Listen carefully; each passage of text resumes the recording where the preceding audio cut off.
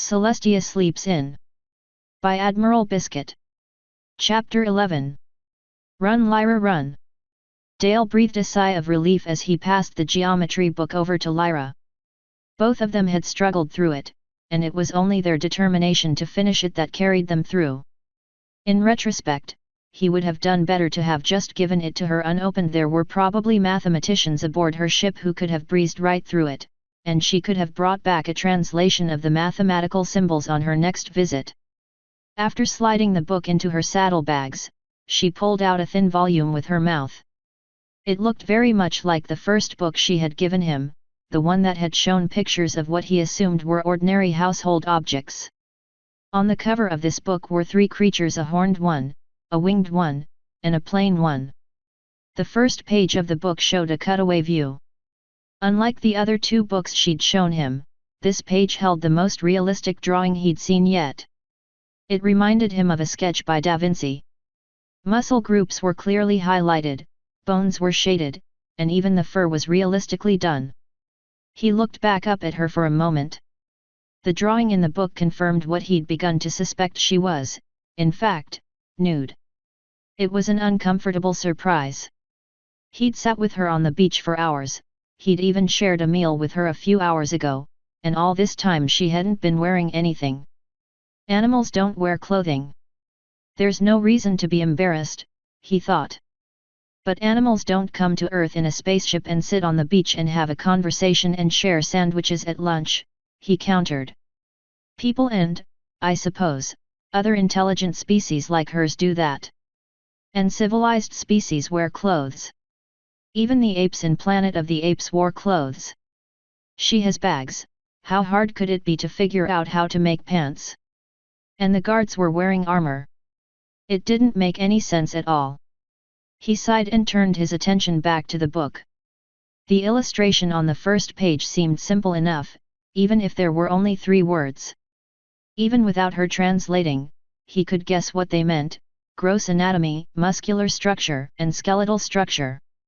He dutifully copied down the words as she pointed to them and pronounced them carefully. When he had finished the first page, she turned to the second. This was the gross anatomy drawing, much like the one he had shown her in the visual dictionary. Interestingly, the whole body drawing was of a plain pony, with no wings or horn, but on the left side of the page was a wing, and below that, a head with a horn. Does this mean that all 3 different types are the same species? The ones with wings, the ones like Lyra with horns, and the ones with both? Do they have 3 genders, and the wings and horn are the difference between them? Or are they unique, but related somehow, like humans and chimps? Could it be possible that the organs are prosthetic, added somehow to enhance them for a particular purpose, and that the plain variety pictured in the center is their normal form? Or is that yet another variation of them which I haven't seen yet, a 4th different kind? Lyra began with the wing, since it was at the top left corner of the page. She indicated each word, enunciating it carefully and slowly, to give him a chance to copy down the word exactly. It was a bit confusing, since he wasn't really familiar with the anatomy of wings at all, so he had difficulty putting an English term next to her word. Did she have the same difficulty with human anatomy? Fingers and toes would be completely foreign to her, although she didn't show much confusion when I pointed them out. Maybe they know of a species which has separate digits on its hands and feet.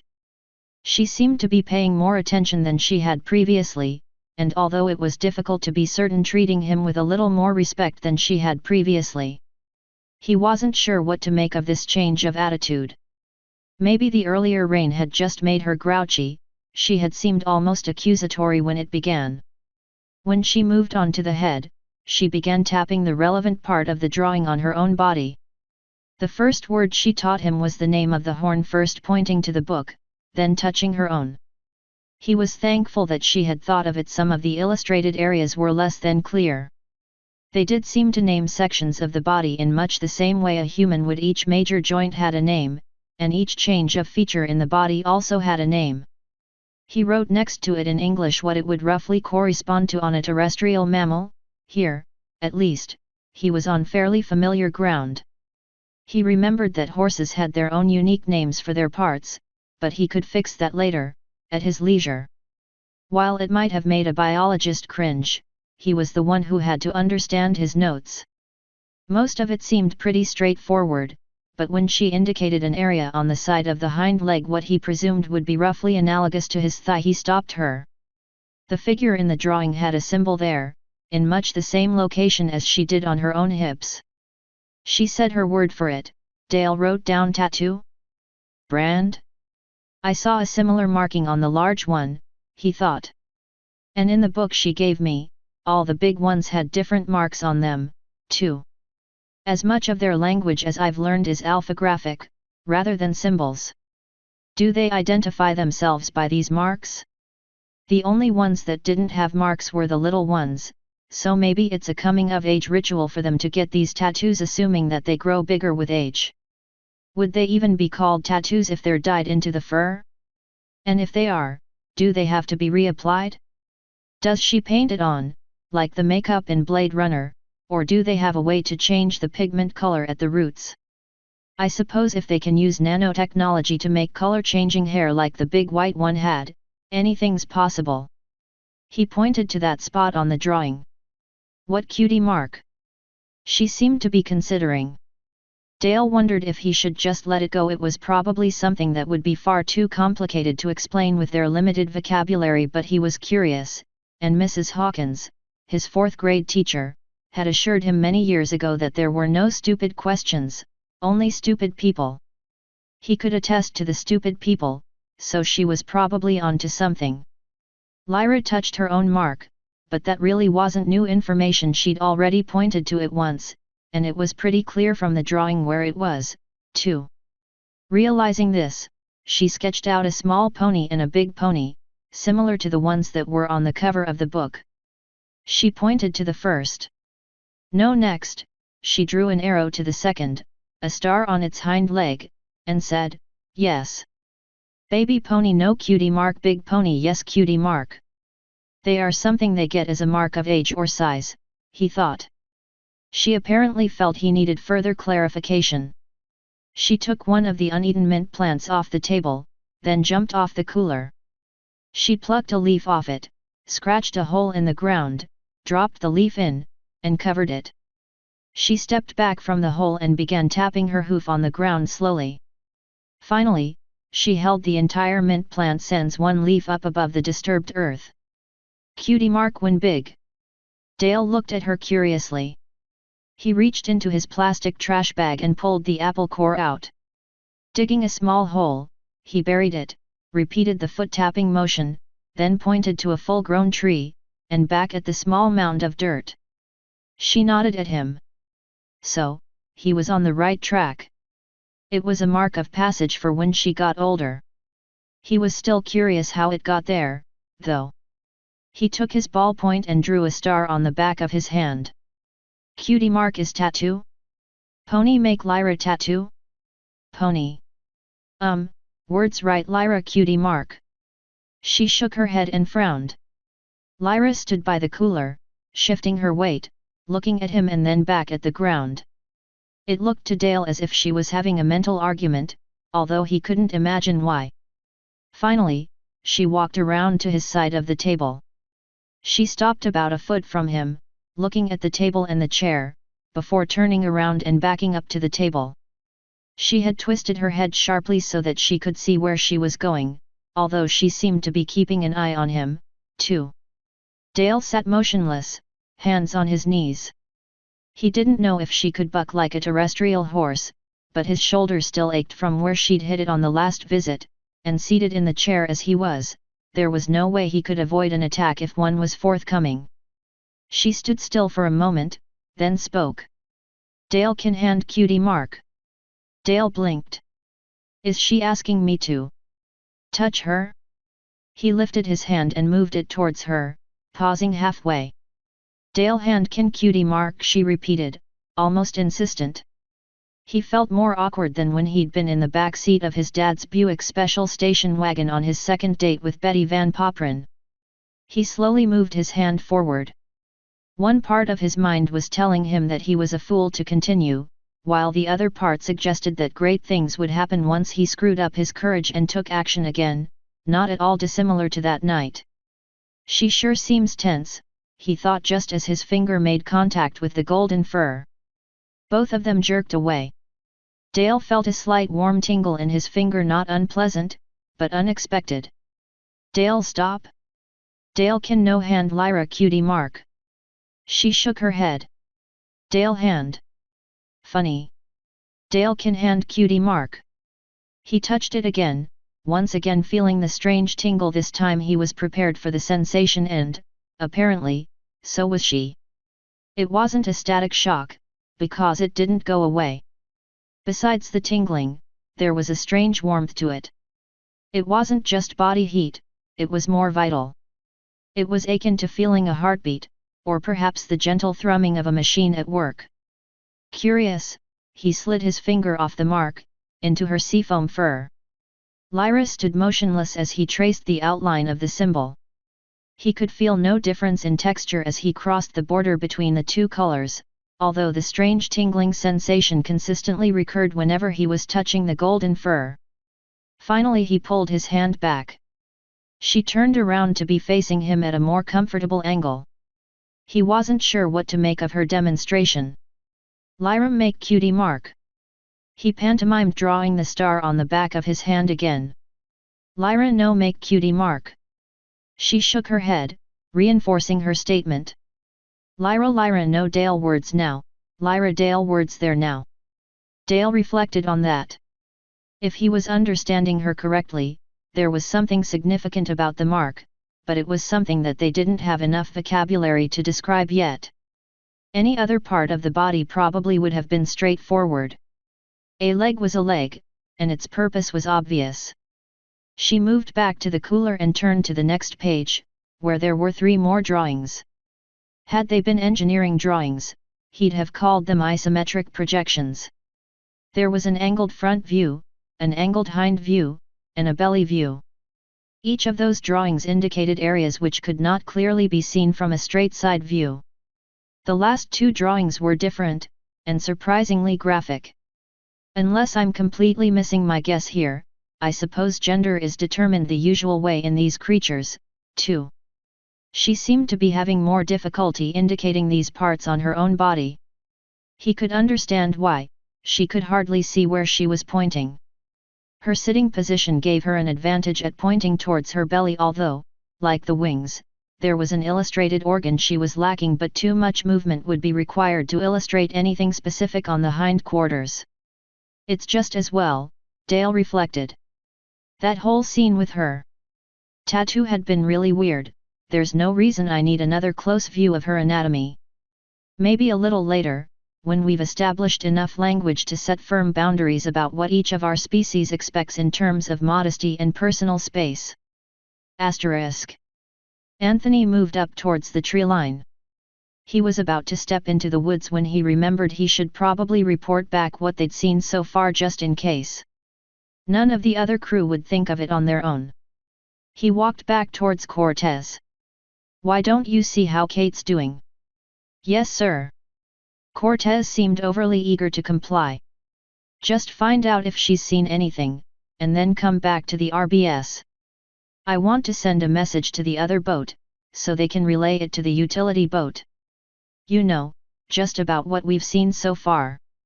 You got it. Cortez half jogged down the beach while Anthony shook his head. Like a puppy, eager to please its master. When he reached their boat, he gracefully pulled himself up the bow and walked back to the tiny enclosed cabin. He was happy to see Ryan appeared to be keeping a good eye on both the beach and the other RBS. I already signaled them that we'd sent 3 ashore, he told Anthony. Good. Let's tell them what we've seen so far. I'll man the throttles, and tell you what to send. Okay. Ryan released his harness and moved away from the throttles. Anthony debated strapping himself into the seat, as the regulations prescribed, and decided not to. They were beached, so it wasn't of much use. How fast to the bottom are we? I've been backing her up a little bit every few minutes. She's drifting slightly south. Good man. All right, First ask them what the ETA of the utility boat is. Ryan nodded and began working the shutter. A minute later, he got his answer. About 20 minutes. Okay. Anthony tapped his fingers on the throttle levers absently. Send this, object about 15 yards in diameter, and 7 yards high. Appears perfectly smooth. No unusual odors or sounds. Completely stationary and unchanging. No visible source. 3 undetermined objects on beach. Unexplored path into woods south of object. Recommend bring gun for forward mount from UTB and evidence kit. Call to expedite forensic team from Grand Rapids for additional assistance. Intend to have second RBS come ashore to help secure scene. The clacking of the shutter was frustratingly slow. It wasn't something that they used much, so nobody was particularly good at it, and there were practical limits to the speed of transmission, too. Anthony couldn't remember the exact number, but it was something like 20 words per minute max when he'd been trained to use it. They'd encouraged keeping messages as short as possible.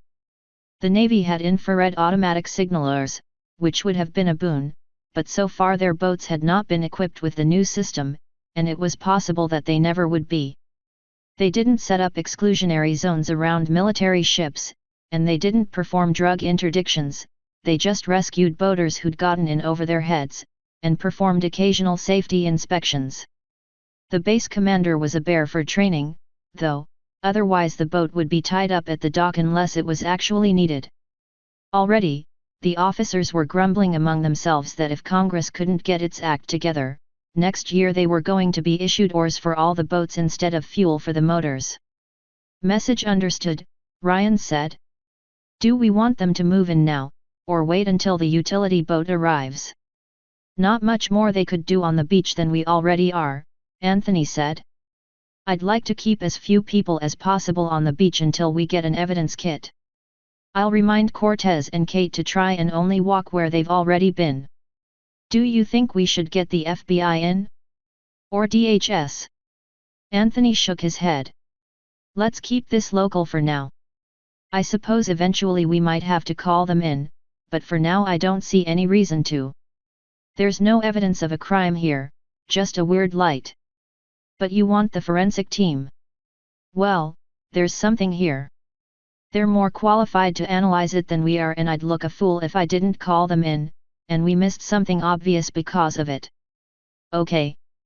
Ryan took his hand off the signal lamp and moved back to the helmsman's station, conscientiously refastening his harness. You're doing a good job, Ryan. Keep it up. Anthony slapped him on the back and jumped off the bow of the boat. Asterisk. Trixie focused her newly recovered magic on the stones holding the hinges, weakening them. She would have liked to just blow the door apart, it certainly would be far more satisfying, but she doubted she had enough magical energy left to do so, and she was sure she'd need to cast a few spells to make good her escape. She lashed forward with her forehooves, nearly tumbling into the corridor as the door tore out of the wall.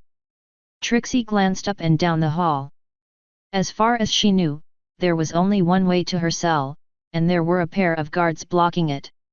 There was no need to be subtle, they'd undoubtedly heard the door crashing to the floor. Her only hope was to catch them by surprise. She was almost disappointed when there was no immediate hue and cry. As she turned the corner by their post, she was startled to see both of them were asleep. One had his head down on the desk and was drooling on the blotter, while the other was still on his hooves, leaning against the wall for support. Not one to turn down good fortune when it was presented, Trixie skidded to a halt, looking at the duo. She could take their armor.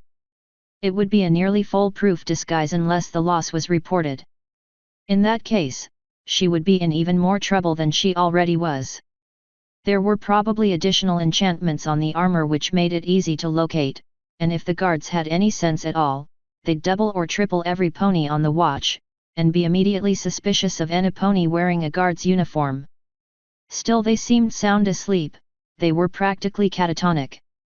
And, she could always take off the armor later. She began gently stripping the standing pony. Using her magic, she tugged loose the girth strap on his saddle, gently levitating it aside.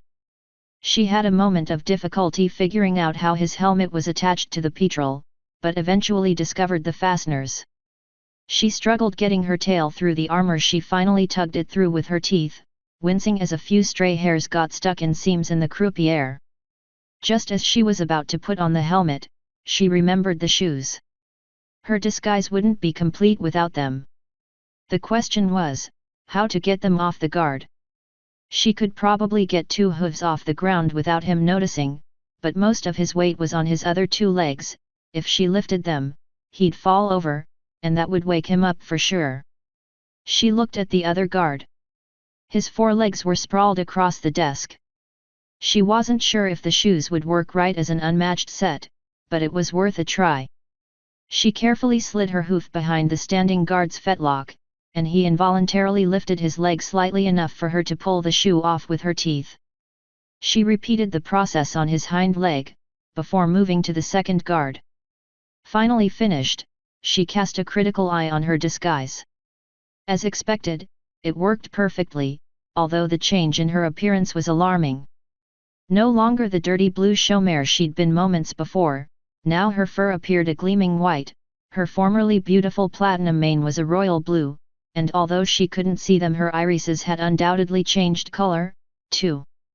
She began serenely walking through the hall, acting as if this was her normal patrol route, thinking about the best path to her objective. Once she got out of the basement, it would be easier. It was hard to focus her thoughts, though, her eyes kept crossing as she took in the new shape and color of her muzzle. Asterisk. Lyra had been grateful to find the foal's anatomy book in her saddlebags. She had felt guilty that Dale had presented them with a marvelous book on his own anatomy, yet they had not reciprocated. Admittedly, it wasn't nearly as nice as the one he had brought to their last meeting, but it would help make up for it, anyway. She was going to leave it with him at the end of the day, but she'd decided that there was no harm in going through it before she did. She breezed through the introductory pages. There really wasn't much to see, anyway. The initial drawing was meant to illustrate the different parts of a pony's anatomy, the skeletal, muscular, and external structures. Octavia had mentioned that Twilight was hoping to get a real medical book to Dale, but it seemed that all the unicorns who specialized in copying books were otherwise occupied at the moment on an important matter for the princess. It wasn't too hard to guess what that important matter was. She was sitting across from him. They made it most of the way through the first page without difficulty. She was startled to realize how many structures ponies had in common with humans. He had seemed a little puzzled by the wings, so she had decided to point to the appropriate area on her own body as she named it, just as she would have done for a foal. Of course, she couldn't do that with the wings, but for everything else it would work. She had finally reached the cutie mark when he seemed to be having difficulty again. He tried a couple of names, but she could tell by the uncertainty in his voice that he wasn't quite sure about what it was. Unfortunately, this was quite a difficult topic to explain, given the limited language they shared. It wasn't a simple matter of naming it. It was so much a part of a pony. It was, in fact, what set ponies apart from all the other species. No other equestrian species had cutie marks at all, except zebras, and they were practically ponies. Strangely striped ponies that lived in the woods and savanna, but they still shared the same body. They were clever with their hooves. In fact, they were probably related to earth ponies. Just different, because of where their herds lived, just like the saddle Arabians were taller and more slender.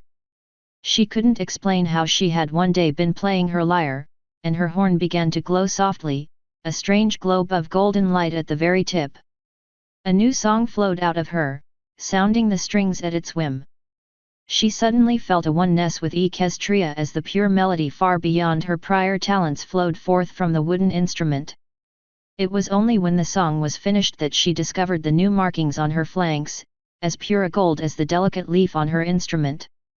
Her mother and father had been elated. Her father, especially so, since he felt it proved the purity of his blood to any pony's satisfaction, even to her mother. But after her cute Senora, she began to have her doubts. She'd really wanted to be a duelist, not a musician. All the fillies in her class were sympathetic. They'd all agreed that a cutie mark was a symbol of what some pony was good at. There were days in her music class that she wondered if the mark had been a mistake, somehow, especially after she went 4 bars into a solo before realizing the key signature had changed. Finally, one night after her dueling class, she confessed how she was feeling to her maestro, and said she'd probably have to quit the class, since it was obvious she was doomed to be a musician for the rest of her life. Her maestro had been unsympathetic. She had led Lyra to her rock garden and given her a rake. 5 minutes later, the rain started. Lyra spent the first hour working in a blind rage. It just wasn't fair, she didn't get the cutie mark she'd wanted, and now she was moving around stones in the rain with a rake held in her mouth. If any pony had it worse, she wanted to meet them. Finally, she zoned out entirely, and just kept raking until her maestro finally stopped her. "Look upon your work," she said. Lyra looked. As expected, it was a bunch of raked lines and rocks. But then, unexpectedly, she saw it. It was more than the rocks, it was a collection of moments. The first, angry section, where the lines were sharp, followed by a smooth hypnotic section, and then a complex pattern through the middle, briefly interrupted by a sharp transition, before adopting all 3 patterns as it finally finished. "I see it," she said excitedly. "Martial arts and music share the same principles, Lyra.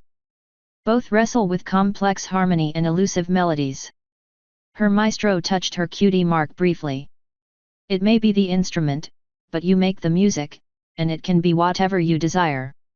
Lyra's focus snapped back to the present. Could he feel some of the magic if he touched it himself? It wasn't something that was normally done given their magical nature. A cutie mark was only slightly less sensitive than a unicorn's horn. Yet, there was a certain appeal to the idea, a symmetry, almost. Her initial displeasure at her cutie mark had caused her maestro to impart a new wisdom on her, one which the fillies in her class certainly wouldn't have, and she'd gone on to win awards and acclaim as a duelist, and now she was here with Dale, a progression of events which her cutie mark had not predicted in the slightest. So, she moved over closer to him, and asked him to touch it. He moved his arm slowly and cautiously, as if he was afraid. She wondered if he feared close contact. She'd been trying to stay back from him, since it seemed to make him more comfortable.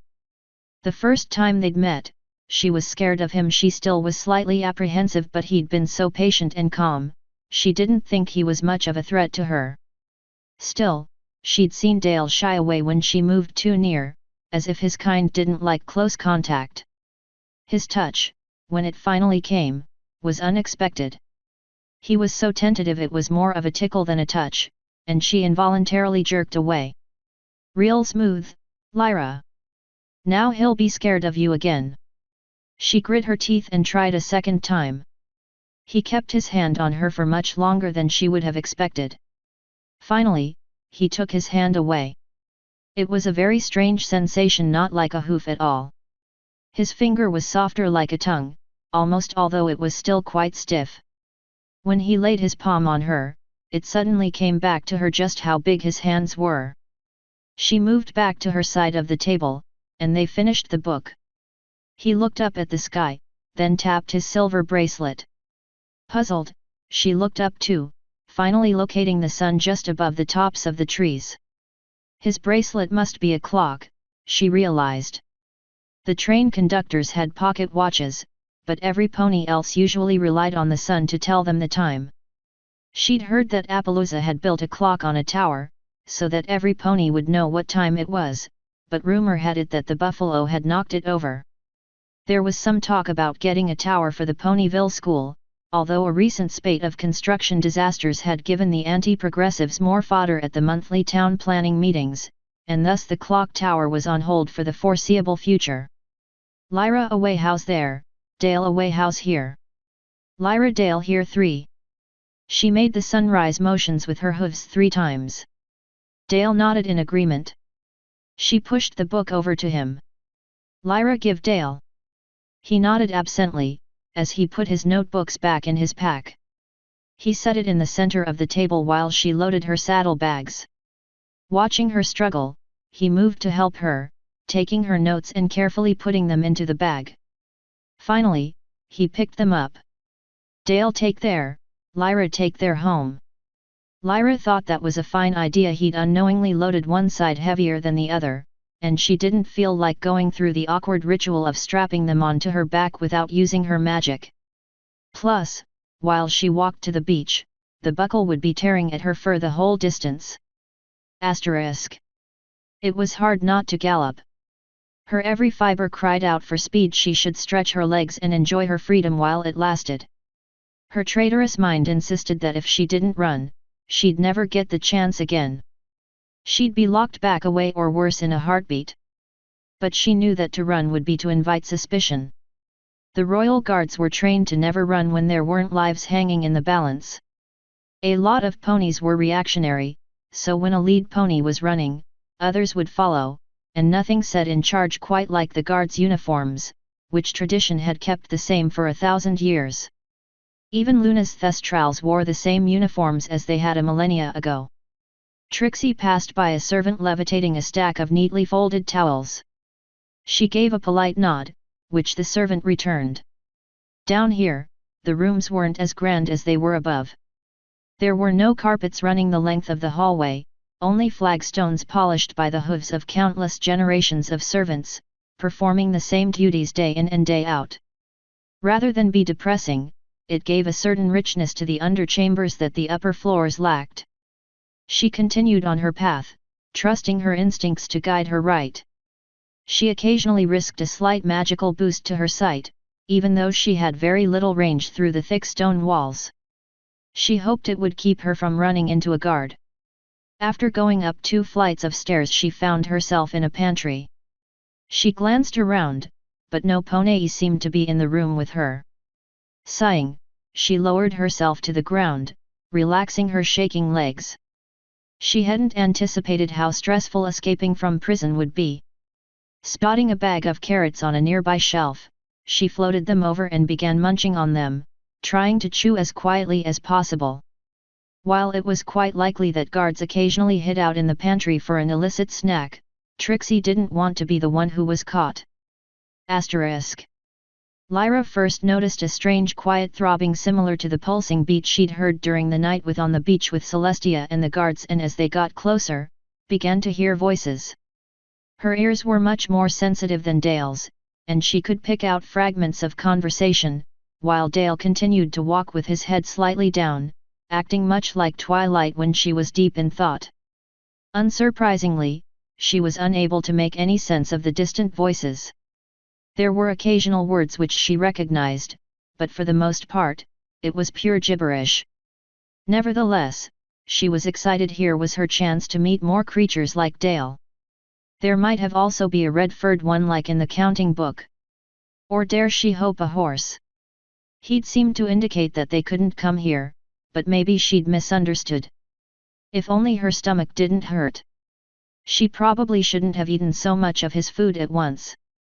There was something in it that wasn't sitting right at all. He reached the top of the path, and suddenly stopped.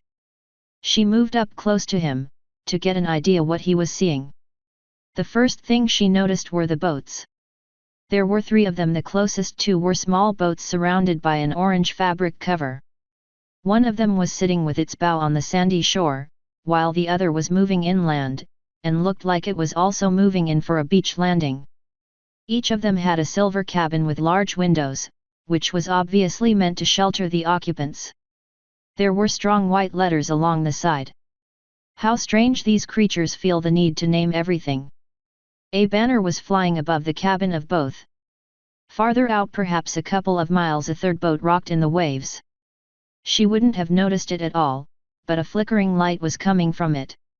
It was hard to judge size, given the distance, but it seemed larger than the other 2 boats. It was painted a brilliant white color. Since the sun was behind her, it was reflecting light marvelously. The flickering light was obviously a signal of some kind. It was not unlike the signals the Unicorn Guard and Pegasus Guard were exchanging before she left the reservoir. There were 3 creatures on the beach, all similar to Dale. They were hard to make out, since the leafy trees partially obscured her view. All three were wearing dark blue uniforms with bright orange vests almost the same color as the fabric tube which surrounded the boats. The closest one seemed similar in build to Dale, although his skin was a much darker color. Lyra had wondered about that. Aside from the bright red creature in the counting book, all the other creatures Dale had shown her drawings of had been the same peach tone, although their manes had varied in color and style. It probably he had a deeper tone of voice than even Dale. The second one, who was a halfway color between Dale and the first, was carrying on a conversation. It occasionally pointed towards the water, and she thought it might be asking the first one for something. She still hadn't figured out the full range of their motions, but the first one shook its head occasionally, and seemed less excitable than the second. Much farther away, a third one was standing near the bubble of the spell. It was smaller than the first two, and had different proportions. Lyra moved slightly off the path, in order to get a better line of sight to it. She couldn't really tell because of the distance, but it looked much like the second creature whose anatomy Dale had identified, the one that they all assumed was female. Still, it was hard to be certain, as their clothes flattened curves which had been fairly obvious on the drawing. She wanted to run down onto the beach and meet them all, but it seemed best to let Dale go first. This was, after all, his planet, and he knew the local customs.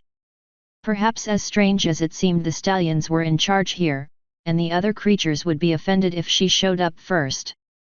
The one she'd labeled the leader finished his conversation, if the way the second creature sulked off was any indication. The first one shook his head, then turned towards the woods for a moment. His eyes locked on Dale for an instant, before he barked out a swift command. He began walking towards them. The head of the second one snapped around at the words, and he changed course, also moving towards where she and Dale were standing on the path. Asterisk. Luna sat on her balcony, looking towards the descending sun. Below her, ponies were getting ready for the night, shuttering their shops and heading inside.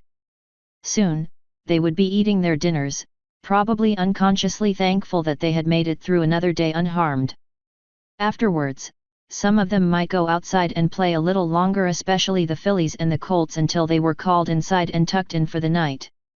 She idly spread some marmalade on her toast, letting it float in her aura. A servant stood respectfully on the balcony, waiting for any command. She was no doubt eager to go home, although of course her expression would never show it. Dusk glimmer.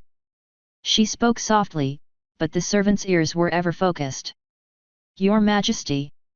The servant moved over to Luna, bowing respectfully. Dost thou have a family? Why, yes, Your Majesty, I do. Luna nodded. She ate a few bites, while Dusk stood by patiently, hardly moving even when she breathed. Finally, Luna set her toast on her plate. Is Her Highness finished with her dinner? We are. Moving quietly, Dusk gathered the single place setting off the table. She carried it carefully over to a wheeled cart, gently placing the pots of marmalade and butter on a lower shelf while the dirty dishes were placed on top, finally covered with Luna's barely used napkin. Does Your Highness wish for me to prepare the bath? Nay. We shall not have time. We shall be on the eastern balcony, studying equestrian common law until it's time for us to raise the moon. Luna walked back into her room, bowing her head as always when she caught sight of her father's sword. It hung reverently on the wall behind her desk, where she would catch sight of it every time she stepped into her room. Although she had imagined it lost or destroyed centuries ago, shortly after her return it had mysteriously been returned to her by one of her thestrals. While she'd never completely solved the mystery of where it had been during her time in exile, she suspected that it had been held by descendants of her original followers, who might have been hoping to incite another attempt at rebellion. If that had been their intent, it had failed. Rather than being a symbol of victory, it was the tool which had caused her father's fall, and her own as well. No doubt Celestia would have worried, had she seen it, but she never came into the room. Dusk glimmer, doth thou remember the apologue of the wayward daughter? Yes, Your Majesty. She left her mother's side to seek her fortune, but found nothing but failure. She lost all her bits and trudged home, expecting her mother to punish her for her foolishness, but instead was rewarded. No pone gave unto her, Luna whispered. She sought succor, yet none was granted, save from her own mother. Would thou not do the same if 'twere one of thy foals returned to thee? Luna glanced back at the sword. Or would thou punish her for her transgressions? I should be thankful she arrived home safe and sound, yet I probably would punish her for leaving in the first place. Dusk sighed. I am a simple pony, not as wise as your majesty. Luna snapped her head around. Think not less of thyself, Dusk. Thou art wise in ways we hath forgotten. We and our sisters see the long view oft enough, yet sometimes we doth forget that which is at our muzzles. Asterisk. Dale stood motionless. The moment he had seen the Coast Guard boats, his heart sank. How did they find out so quickly? But there was nothing to be done for it, now. He instantly realized that his freedom would now be measured in minutes, perhaps hours if he was very lucky. Unless he could quickly find a way off the island. They hadn't seen him yet, but they would.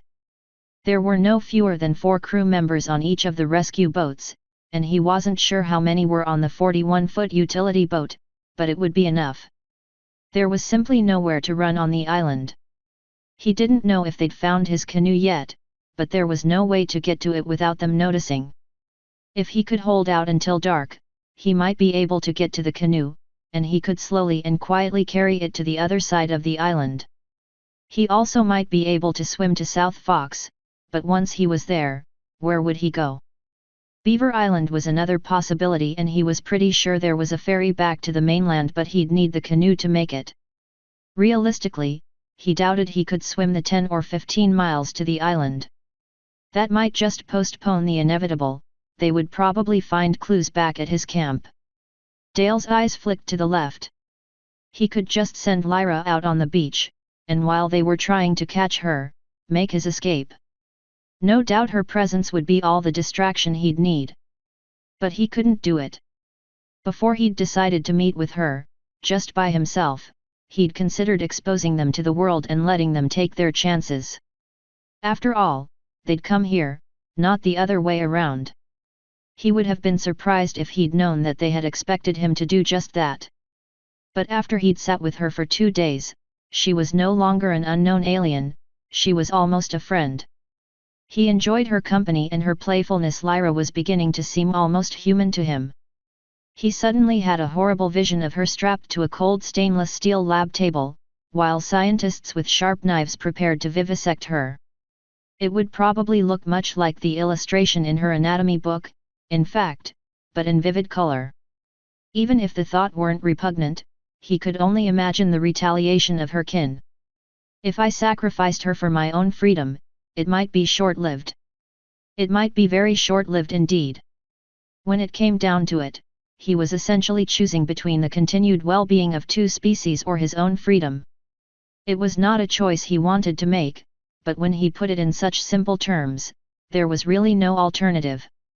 Lyra had to escape, and he had to pay the price, whatever that might be. Would she do the same if our positions were reversed? It didn't matter. We should have gone over the word for danger. I should have told her to move the bubble no matter how long it took to get the idea across. Dale was so lost in thought, he didn't notice the 2 Coast Guard men moving towards him until they were almost in front of him. He was about to lead Lyra back to camp and explain the situation to her, when a deep bassoon voice drew him out of his reverie. What are you doing here? Dale snapped his head up. There were 2 of them, both right in front of him. Amazingly, neither one of them had noticed Lyra yet, although discovery was only milliseconds away. Time stopped. Dale saw everything with perfect clarity. The tall African-American coastie who had addressed him was wearing a bemused look on his face. Dale could practically read his mind. First a glowing purple bubble, then we find Robinson Crusoe stepping out of the woods. What's next? The Loch Ness Monster? And would he be shocked when he saw what was next? Clearly, his eyes were bugging out of his head as he spotted Lyra. Dale saw his mouth beginning to open, as if he were about to scream. It had been over 40 years since he'd played football, but his muscles still remembered what to do. Without ever breaking eye contact with the man who had addressed him, Dale screamed. "Run, Lyra! Run!" He flung her saddlebags underhand at the tall coastie, sending him stumbling backwards. At the same moment, he began to charge the second. He didn't have cleats, but the Vibram soles of his hiking boots were almost as good 2 steps, and he pistoned his left arm out, rotating from the hip to throw his full body weight into the straight arm push. He caught the second man in the sternum before he could utter a single sound. Despite his age, a career in a machine shop left Dale with plenty of strength, and the poor coastie hadn't even had time to brace. Dale was amazed to see as if in an instant replay his feet come up off the ground as he began to rotate from the force of the impact. His arms were windmilling in an attempt to regain his balance, but it was already too late. As he raced down the rise to the beach, Dale wondered if she was following his lead. If she wasn't, this sacrifice was for naught. He needn't have worried. A pony's instinctive reaction to danger was to run away, and they were much better at it than he would ever be. He was astonished to see the exact moment that she changed gaits from a canter to a full gallop, before he looked forward again. Still one more downfield blocker, Dale thought, spotting the third member of the beached boat. There were more on the other boats, but they wouldn't get there in time.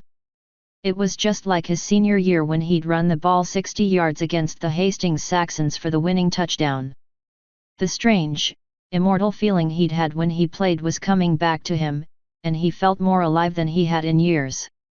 His feet must have been digging firmly into the wet sand, yet he could feel no contact with the earth at all, as if his body were being propelled along above the ground by some strange force. The final member of the trio finally took notice of events. It was an amazing thing to watch. She had been turning her head, and she suddenly froze, for far longer than Dale would have expected as she spotted Lyra charging headlong towards the bubble. "I think I'll miss my car," he thought, as he continued running. "I wonder what will become of it. Maybe if they can't get their hands on Lyra, they'll do an autopsy of the car, instead." It was a strange worry. There was no reason why he should be concerned about the fate of his car, but it gnawed at him. The girl took a single step back, processing the scene. Dale heard shouts. Someone else had taken note of what was happening on the beach. He thought he heard someone say "shoot it," and saw her right arm begin moving towards her hip. Even without the verbal cue, everyone knew what it meant when someone's hand went toward their hip. Dale had seen dozens of John Wayne and Clint Eastwood westerns, and had read every Louis L. Amour book. He was moving 100 miles an hour, but it wasn't fast enough. She'd have her gun clear before he made it, but she might not fire right away. That was his only hope. His focus lasered in on her alone. He watched as her stance settled into a comfortable firing position, even as her right arm was coming up. The gun seemed to have a ludicrously short barrel, and he snorted.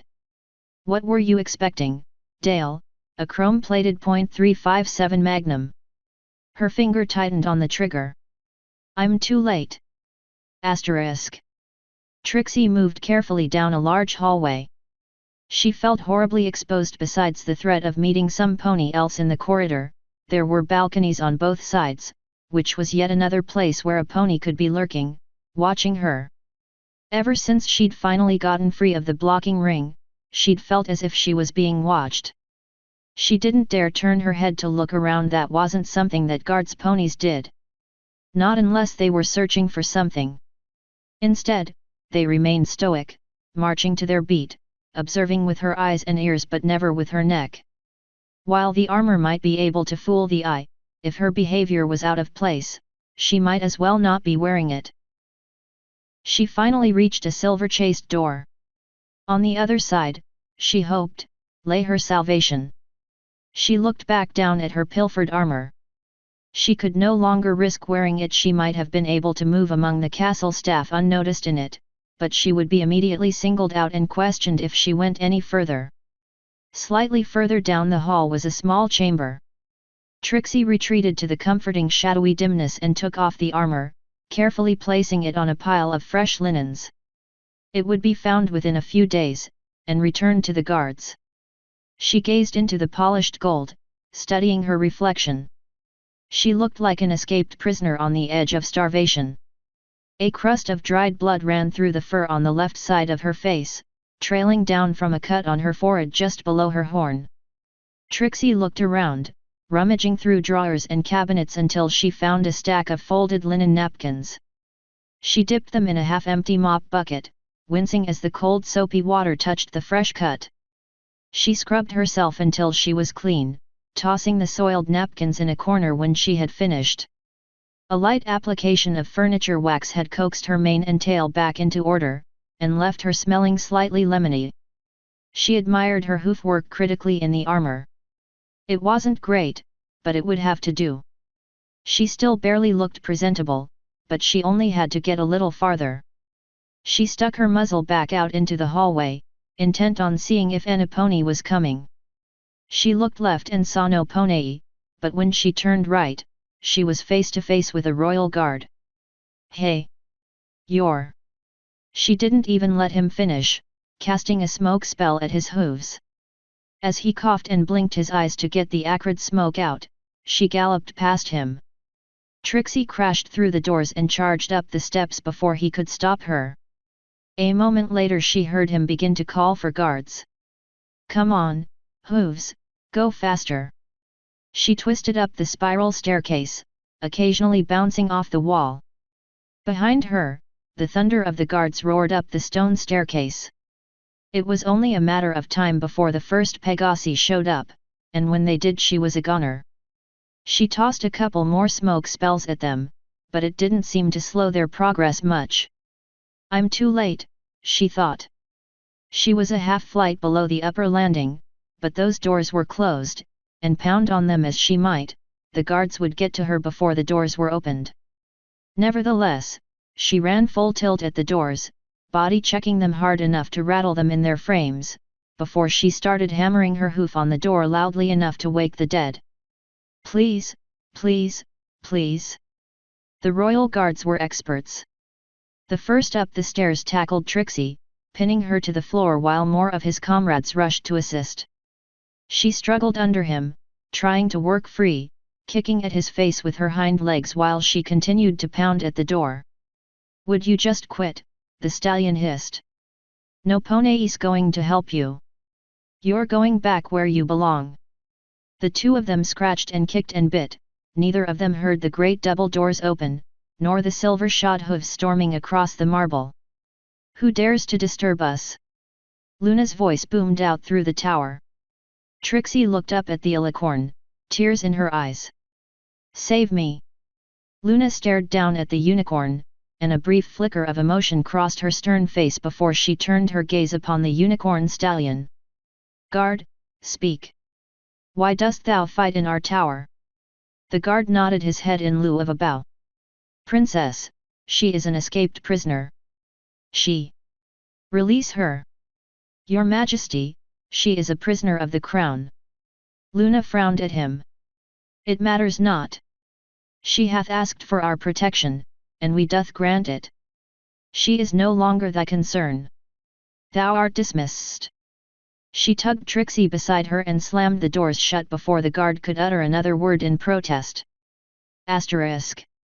Kate stood guard 20 feet from the odd bubble.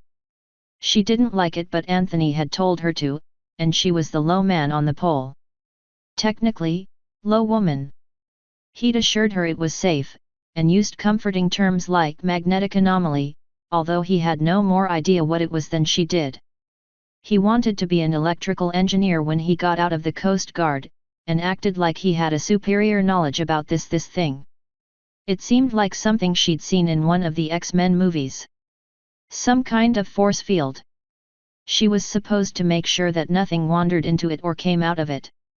Personally, she'd be a lot happier when the second rescue boat came back with the machine guns, and then they could guard it from a nice, safe distance. Right now, the empty gun mount was as useless as an outboard with no gas.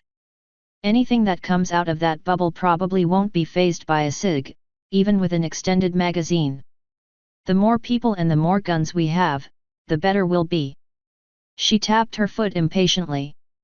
A quick glance out into the lake revealed that the second rescue boat was making its way to the beach. When it arrived, her mission would end. There was nothing here to protect, anyway. Anthony and Cortez weren't dumb enough to wander into the bubble.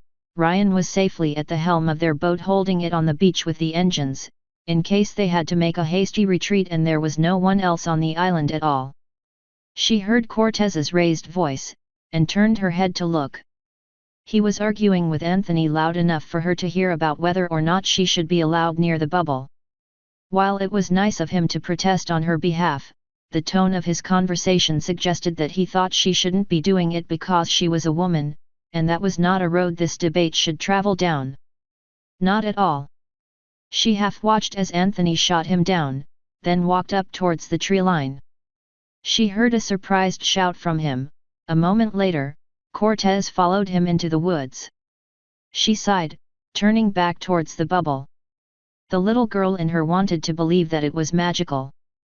Maybe it led to a fairy tale land of castles and princesses and knights and such. But this was the real world.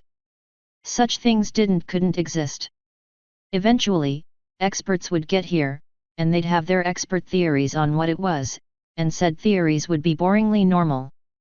Unusual, perhaps, but normal. A flicker of movement caught her eye. Halfway between her and the woods, a strange green creature was galloping towards her. No, towards the bubble. As implausible as the creature seemed, Kate figured she was hallucinating it, perhaps inspired by her earlier fantasy of a magical kingdom. When she heard Anthony shouting, though, she realized that it must actually be there, as unlikely as it seemed. Kate couldn't help but imagine that if it reached the bubble, its end would be similar to a moth reaching a bug zapper. For just an instant, she remembered the bird hitting the bubble, and it hadn't been going nearly as fast as this whatever this thing was. She was certain that shout as she might, it would not stop. It had a chaste look, like the doe running across a soybean field and in front of her car. She'd honked her horn and slammed on the brakes, but the collision was inevitable, and they'd hit with a sickening thud. Neither the car nor the deer had survived. She could try to tackle it, or she could shoot it. The first option would likely not end well for her, and the second would be counterproductive. Kate reached for her taser instead. She wasn't sure it would work on the creature, but it was her best choice. She was pretty sure stun guns worked on dogs. She'd never had to use the taser against anything that was moving quickly before, but it was just like a gun. A simple point-and-click interface, she reminded herself, grabbing it from the holster. Just got to get the lead right. The thing was moving way faster than something its size should be. On the other hand, if she hit it anywhere, the taser would work. She tensed for a moment, before letting out her breath and dropping her stance, carefully following along with its movement. Her finger tensed on the trigger. Asterisk. Lyra had been excited at the thought of the two creatures on the beach coming to meet her, thus, Dale's shout had come as a total surprise. She knew the words, they had gone over them, she had even acted them out on the beach. Why he had said such a thing was beyond her, but that was unimportant. She was still dithering when he threw her saddlebags at the first one, who sort of caught them, stumbling off balance as he did so. A tiny part of her mind wondered if it was some kind of greeting ritual until he knocked the second one off its feet. There was nothing friendly about it, and it made Lyra's blood run cold. It seemed Dale had decided that these creatures were a threat, and he had dealt with it in less time than she'd imagined possible for a creature of his size. It was as fast as she cast when she'd been dueling, in fact, and he'd done it with no visible magic. It was a frightening change in his normally calm demeanor. "Run, Lyra, run," he'd said. Dale was running down the beach impressively fast. Even now, she took a moment to appreciate how well he moved for only using two limbs. He had gone from stationary to a gallop in only a few steps, something she probably couldn't do. She saw the first creature recover its balance, and realized that it was time to follow Dale's advice. As she started moving, she tried to grab her saddlebags in passing, but the creature had a death grip on them. She did manage to yank him off balance, but he didn't relinquish his grip. Ever mindful of Celestia's advice, she was hardly going to get in a magical battle with him. Lyra picked up speed on the downhill, switching to a canter the instant her hooves touched the wet sand of the beach. It wasn't the ideal surface for running on, but she was gaining on Dale, so her four-legged run clearly was faster than his kind's two-legged gait.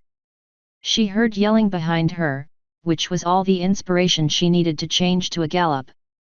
She wondered if these creatures were some kind of changeling or monster. The way Dale had reacted, he was clearly frightened of them, and she was proud to think that he was willing to fight two of them to keep her safe. The third one seemed rooted in place as she grew closer. It apparently was unable to understand what was going on. Dale was screaming something. It was a word that they hadn't covered, but he was repeating it again and again.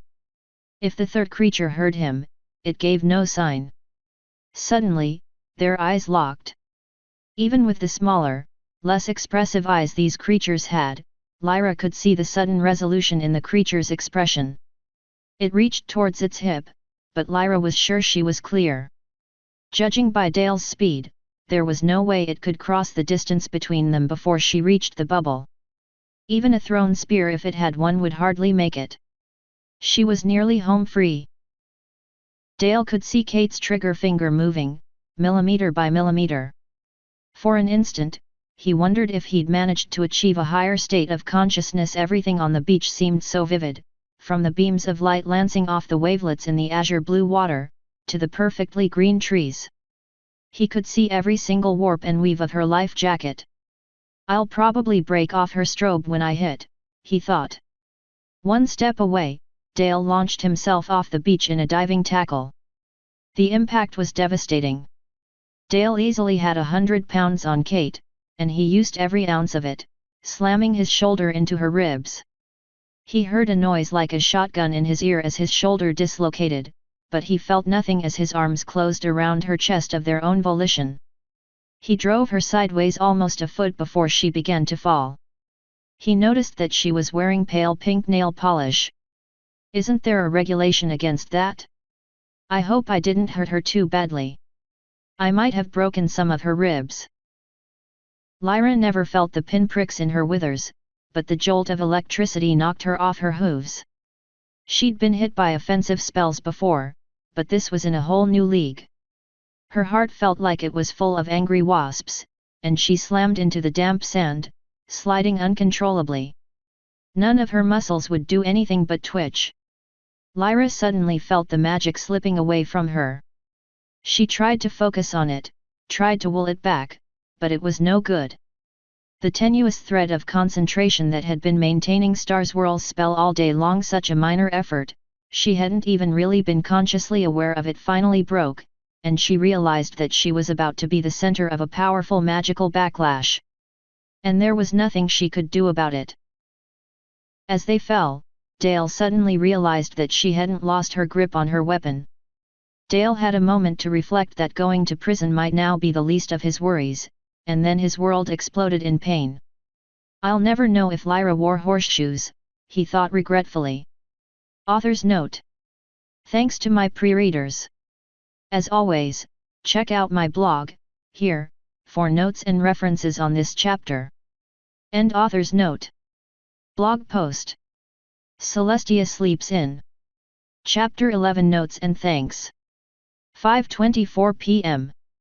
Notes for Chapter 11. Thanks to the pre-readers.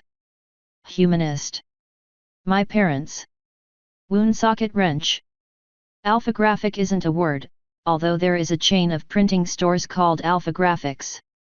Mrs. Hawkins was my 3rd or 4th grade teacher, I can't remember which. Or maybe it was 2nd grade. Initially, Ryan was unfastening the kill switch lanyard, rather than unstrapping the harness. Further research suggested that only the Coast Guard boats which are open have kill switches, typically, non-standard boats. The purpose of the kill switch is to stop the motors in the event of a collision. While I could find no information on whether RBS boats have them or not, interior pictures show 4-point harnesses at all the seating positions, which suggests that the helmsman is not likely to be thrown out of position in the event of rough weather or a collision, thus, they probably do not have kill switches. Anyone who's in the Coast Guard and knows otherwise, feel free to correct me. The croupier is the part of the barding, armor, which covers a horse's hindquarters. It's also worth noting that the guards, as they appear in the show, are wearing saddles as part of their armor. I'm obviously not the first one to think it's mighty suspicious that all the guards look alike, despite the huge variety of color in all the other ponies in the show. That idea, and the idea that they can change gender as well, is explored in the Clothes Make the Mare, as well as many other stories, I'm sure. A 2,300-year-old lyre, discovered on the Isle of Skye, is the oldest surviving European stringed instrument. That's not really relevant to the story, but it's interesting. The flank cannon, in Call of the Cutie, both Rainbow Dash and Cherylee call it a flank, not to mention the taunt blank flank. While RD might be a dubious source, one assumes Cherylee knows what she's talking about. IRL, so, I asked Yvette. She said, somewhere around / between the buttocks, the thigh, and / or the hind quarters, how's that for a clear answer? Then, when I explained the show canon, she said flank works too, although, after doing a little more research, said, I think I like the thigh the best. Weighing all the options, I think flank is the best choice, since it is canon. While it's not exactly the same as an IRL horse, they're not horses, they're ponies. 2 different languages, I chose to italicize words spoken in equestrian, cutie mark specifically, since there's no English equivalent, as far as Dale knows. I probably could have done it some other way, I could even have invented an equestrian word for it. However, I'm bad at foreign languages. Really bad. It would probably come off worse if I tried than if I didn't. I can already see this being an issue as the story progresses. If I have an epiphany, I'll go back and make changes to earlier chapters. Otherwise, I guess we'll just have to struggle together. Also, perhaps worth noting here, I have a list of every word covered in the Dick and Jane books that I was able to get from the library. That, and a few other words I specifically mentioned them covering, like human gross anatomy, is the extent of their vocabulary at this point in the story. The concept of unicorns' cutie marks being a mark of familial purity, specifically, is from the Xenophile's Guide to Equestria. Yes, it's at least the second time I've cited that source. The concept that they represent a pony's special talent is more in line with show canon. Martial, thanks for the spelling correction. Northwest Brawny, martial arts and music share the same principles. Lyra. Both wrestle with complex harmony and elusive melodies. This, for everyone who doesn't know, is a quote from the movie Hero, the Chinese movie with Jet Li, not to be confused with the TV show. I'm sure it's more poetic in Chinese, which I don't speak. The maximum transmission speed of a hand-operated signal lamp is about 14 words per minute. Meta notes. Beginning this week, I'm going to be going back and reformatting the story, then I'm going to start correcting earlier errors. I will not change any factual material, because that would be cheating the readers, in my opinion. Instead, I'm going to fix a few spelling mistakes and poor grammar, especially in the first few chapters. End blog post.